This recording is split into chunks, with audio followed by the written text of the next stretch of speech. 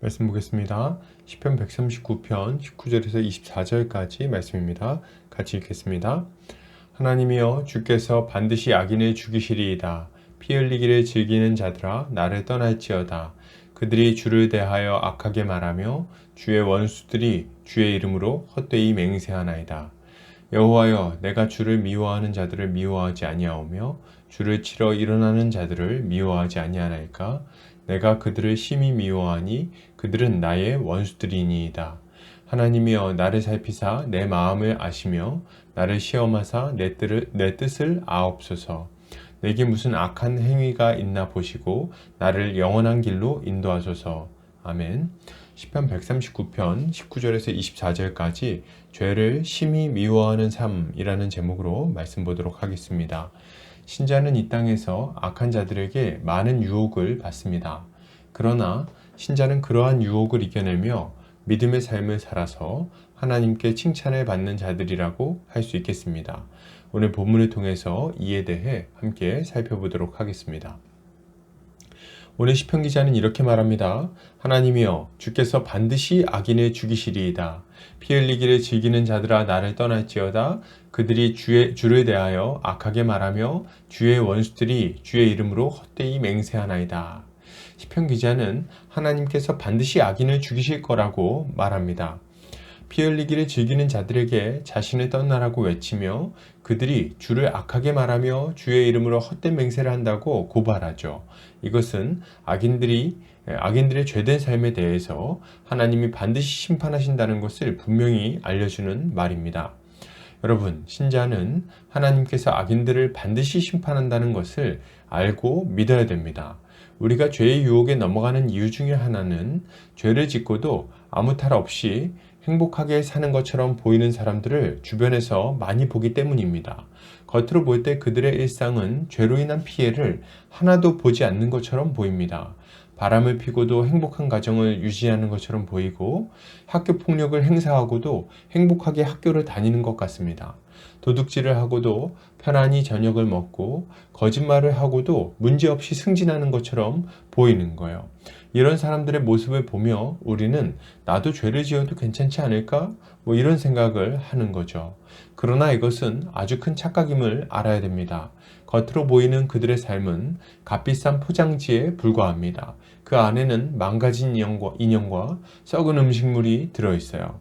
여러분, 바람피고 있는 사람이 배우자와 진실한 교류를 나눌 수 있겠습니까? 학교 폭력을 행사하는 사람이 진실한 친구를 얻고 안전한 미래를 얻을 수 있겠습니까?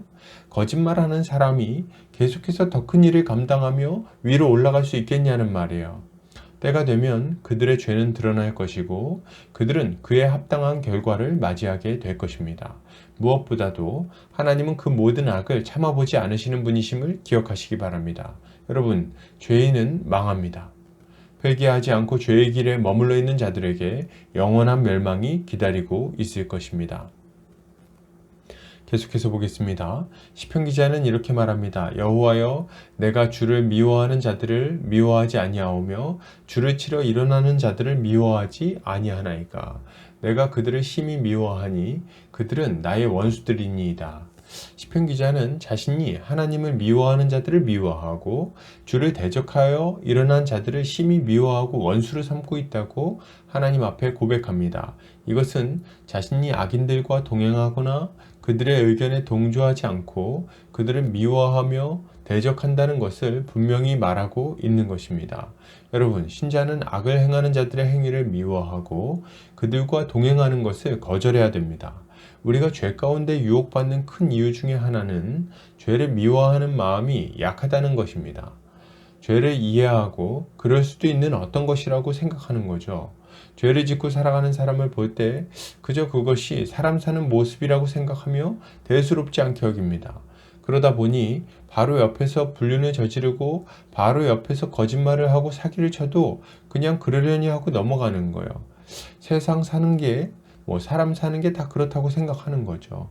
그러나 여러분, 이러한 모습은 죄에 대해서 무뎌져서 점차 죄로 기울어졌던 이스라엘 백성들의 모습과 다르지 않은 모습임을 알아야 됩니다.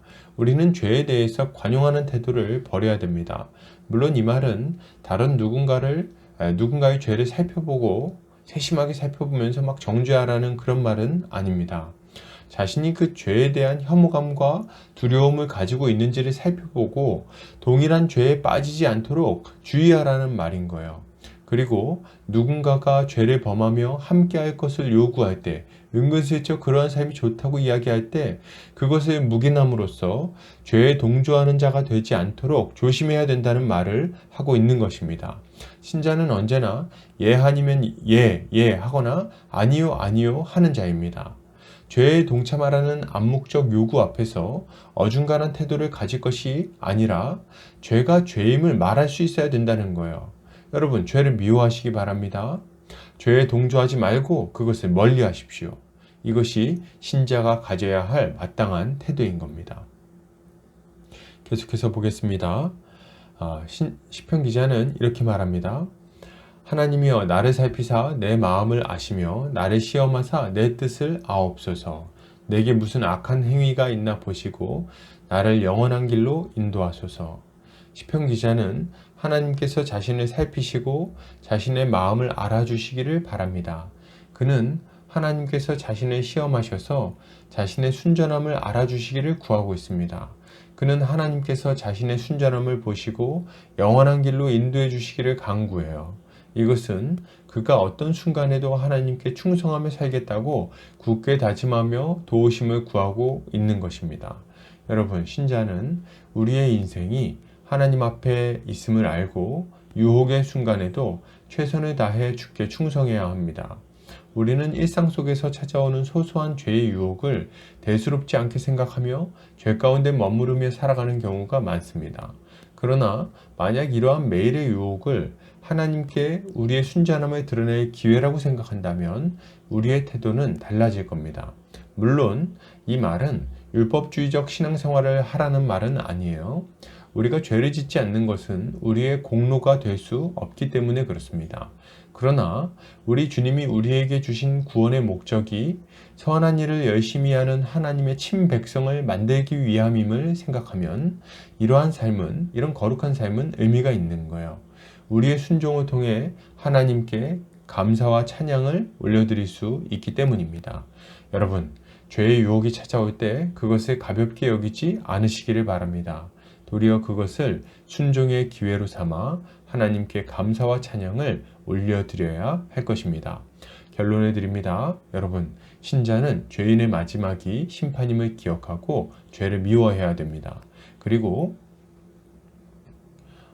죄를 멀리하며 순종하는 삶을 살기로 결단해야 할 것입니다. 오늘 하루 주의 은혜로 승리하는 성도님들 되시기를 주의 이름으로 축복합니다.